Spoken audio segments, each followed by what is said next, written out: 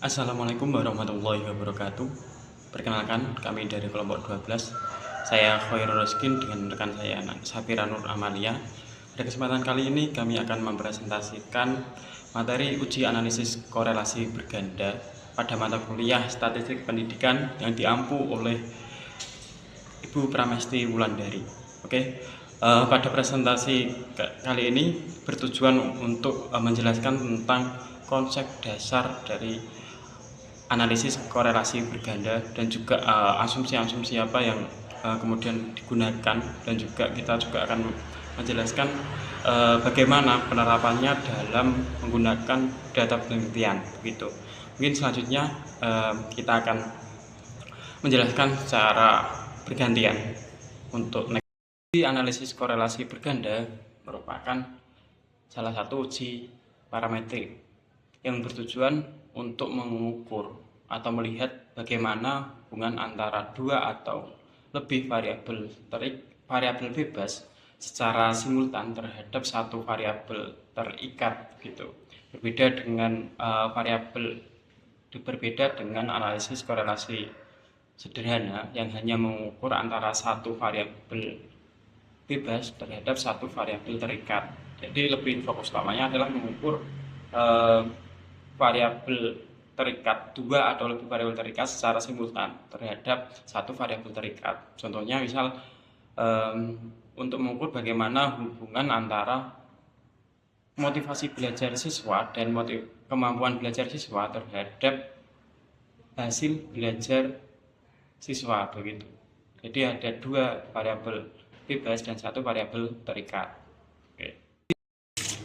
Oke, selanjutnya tujuan dari analisis korelasi berganda yang pertama yaitu untuk mengukur ada atau tidaknya hubungan dari beberapa variabel bebas tersebut terhadap variabel terikat gitu. Terus yang kedua tujuannya adalah untuk mengukur kuat atau lemahnya hubungan dari beberapa variabel bebas dan variabel terikat tersebut. Terus kemudian yang terakhir, yang ketiga itu adalah untuk mengukur signifikansi, seberapa signifikan, apakah signifikan hubungan antara variabel bebas terhadap variabel Y atau variabel terikat melalui uji F begitu. Koefisien korelasi ganda disimbolkan dengan huruf R yang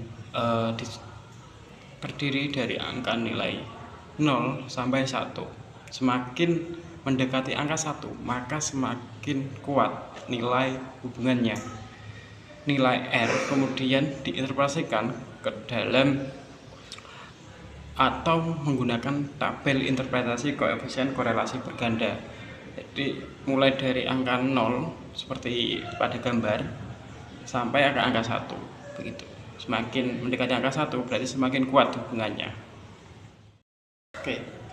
Karena termasuk uji parametrik, jadi harus ada beberapa asumsi atau syarat yang harus dipenuhi oleh data yang akan diuji begitu. Yang pertama, syaratnya adalah data ini harus bersifat interval atau rasio. Datanya harus berupa data interval atau data rasio. Yang kedua, hubungan antar data ini harus bersifat linear gitu. Yang ketiga, data harus berdistribusi normal dan juga harus memenuhi variasi homogen. Apabila syarat-syarat tersebut sudah terpenuhi, maka uji korelasi berganda boleh dilakukan. Namun apabila tidak memenuhi syarat tersebut, maka belum bisa dilakukan uji korelasi berganda. Dalam uji analisis korelasi ganda menggunakan dua hipotesis. Yang pertama, hipotesis 0, yaitu apabila hubungan antara dua variabel bebas atau lebih secara simultan atau secara bersama-sama terhadap satu variabel terikat tersebut tidak memiliki hubungan secara signifikan gitu. Yang kedua ada hipotesis alternatif, yaitu apabila hubungan antara dua variabel bebas atau lebih tadi secara simultan memiliki hubungan yang signifikan terhadap variabel terikatnya begitu. Mungkin selanjutnya kita akan memberikan contoh penggunaan melalui data yang contoh jelasnya akan dijelaskan lebih lanjut gitu.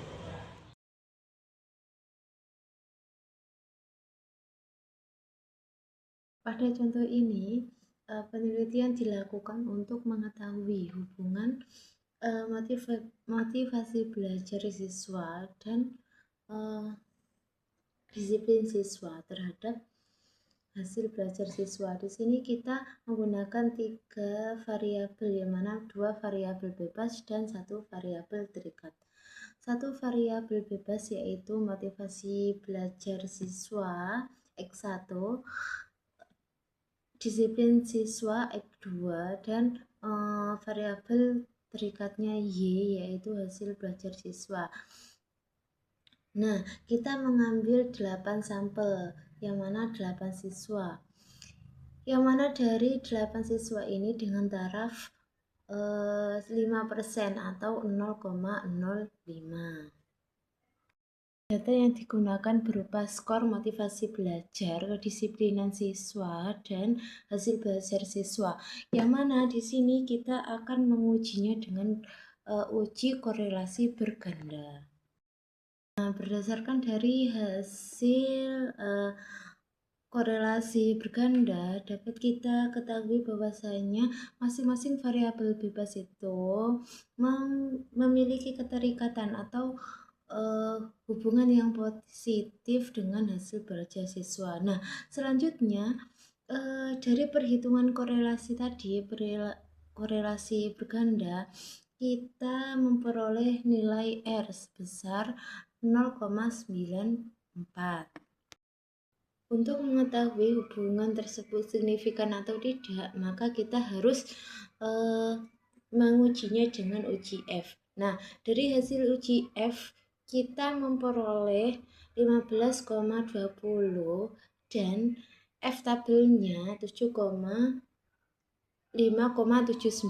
Maaf ya, karena nilai F hitung ini lebih besar daripada nilai F tabel, maka hipotesis 0 ditolak dan hipotesis alternatif diterima.